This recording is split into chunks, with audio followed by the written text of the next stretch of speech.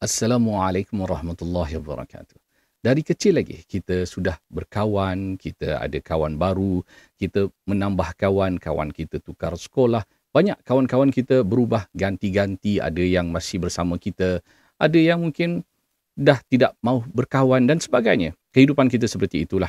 Sampailah kita ketua, akhirnya kita bersendirian di dalam kubur dan yang menemani kita adalah amal soleh kita.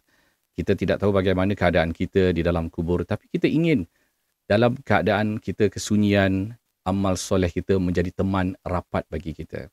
Maka hari ini, kita mungkin berjauhan daripada Al-Quran. Kerana apa? Kita nak jaga hati kawan. Mungkin kita sibuk nak jaga hati kawan lah, kita lambat-lambatkan solat berjemaah mungkin, ataupun kita tidak mengerja saf pertama kerana kita nanti kawan kita dan sebagainya. Pastikan kita sedar akhirnya kita bersendirian di dalam kubur.